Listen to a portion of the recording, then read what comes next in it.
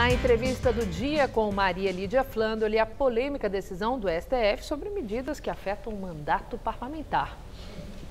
Entrevista o professor de Direito Constitucional da Escola de Direito da Fundação Getúlio Vargas de São Paulo, Rubens Gleiser, um dos coordenadores do Supremo em Pauta, que se dedica à observação do Supremo Tribunal Federal.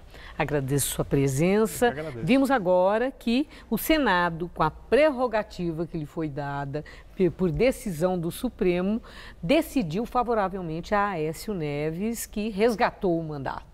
Naquela votação de 44 a 26. Bom, eu quero começar aí, vamos para o Supremo. Tá. Isso é consequência de uma decisão do Supremo Tribunal Federal. Quando o Supremo tomou essa decisão, que em relação àquelas medidas cautelares que afetam mandatos de parlamentares, quem decide da palavra final é o Legislativo, o que o Supremo exibiu? Que tem uma postura conciliadora ou subserviente à pressão política? Bom, eu acho que tem duas coisas aí.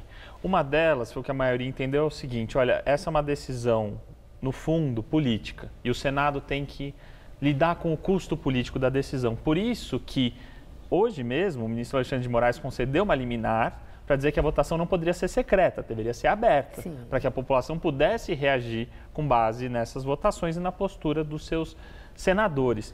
Me parece que a questão da subserviência vem não tanto pelo conteúdo da decisão, mas pelo fato de que parece que eles foram brandos com Aécio quando foram duros com outros, como, por exemplo, Cunha ou Decídio do Amaral. Então, acho que o que a população estranha é falar assim, bom, então não tem regra, eles fazem o que eles querem e agora eles afinaram e eles foram durões antes. Isso traz insegurança jurídica? Eu acho que isso traz insegurança jurídica, isso traz desconfiança nas instituições, isso traz desconfiança na democracia. Porque o Supremo Tribunal Federal tem um papel de dizer qual é a regra do jogo e proteger essas regras. Quando a população vê que o Supremo é tão político quanto os outros poderes, fala, bom, isso não é sério. E aí perde-se confiança no tribunal. Agora, é curioso o seguinte, há também uma reflexão que a Suprema Corte, ela não tem que decidir para prevalecer o direito exclusivamente ao pé da letra da lei, que a sociedade é muito viva, que são muitos os vetores que estão dentro das circunstâncias que vive o país, vivem as pessoas, as autoridades, etc. A pergunta, considerando o pico da crise que havia acontecido ali, que já estava aquela relação, o judiciário e o legislativo, decidindo como decidiu, dando a última palavra para o legislativo, o Supremo decidiu da melhor forma para fazer prevalecer o direito ou tomou uma decisão sensata, política, considerando todas essas outras variáveis? Sabe que pode ser qualquer uma dessas duas coisas, a depender de como eles vão agir daqui em diante. Se eles vacilarem e voltarem atrás de uma decisão futura, ou na próxima aplicar isso e depois cai a decisão. Quer dizer, a coerência. A coerência, porque a questão é essa, eles não precisam seguir o pé da letra. Ninguém diria que um juiz, qualquer juiz, muito menos o STF, tem que seguir sempre a letra da lei, porque tem sempre o inusitado, tem sempre o excepcional. Mas eles precisam ter coerência entre si. E o que eles fizeram ao longo da crise política toda, especialmente de 2015 e diante, foi cada hora dar uma soluçãozinha, uma gambiarrazinha para tentar lidar com a crise, se comportando como gestores de crise. Não é isso que eles têm que fazer. Qual é a função do Supremo? Precípua.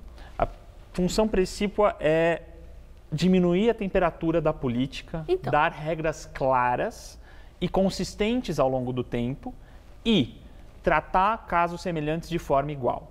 O Supremo conseguiu, nesses 3 anos, errar em todas essas funções. Eles não obedecem os próprios precedentes, eles não estabelecem regras claras e tratam casos muito semelhantes de maneira diferente. E é por isso que a autoridade dele foi para água abaixo. A população está revoltada com o Supremo com razão, e não é porque foi desagradada só pelo resultado, como foi, mas por entender que não é sério, que aquilo não é direito.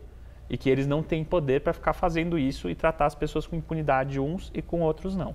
Bom, nesses tempos de crise do país, o Supremo tem tido muita evidência e fica mesmo assim a imagem de cada um, o perfil de personalidade, a coerência pessoal entre o que diz e o que fala. Como aconteceu com o caso do voto da ministra Carmen Lúcia, né? Ficou muita crítica de que o discurso dela não equivalia ao conteúdo do voto que ela proferiu quando ela decidiu sobre essa prerrogativa do Legislativo dar a palavra final.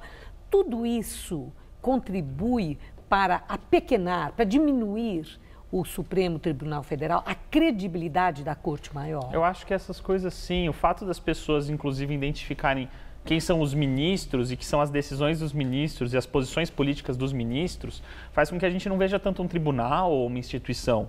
A gente fique vendo isso, pequenos atores que, se mudar a composição do tribunal amanhã, muda a decisão, muda a lei, muda a Constituição. Então, essa ideia de que é um antrozinho de poder. E a ministra Carmen Lúcia adotou uma postura na presidência muito complicada para ela. Ela quis, ao mesmo tempo, agradar a população e mostrar que o Supremo não ia combater a impunidade a qualquer custo. E, ao mesmo tempo, sempre se sentou com o mundo político e quis colaborar com o ambiente político.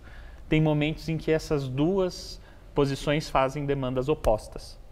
E esse foi o caso do julgamento. E por isso quem acompanhava a decisão via o visível desconforto da ministra Carmen Lúcia em ter que servir ao mundo político, ao interesse do mundo político e contrariar a população e tentar dar a aparência de que não era isso que estava acontecendo. Então isso gera incômodo nas pessoas, enquanto outros adotam posturas partidárias até mais claras. Mas toda essa ideia de você ter times com os ministros é equivocado. Deveria ter um tribunal com regras. Muito obrigada, professor. Eu que agradeço. Uma boa noite. Boa noite.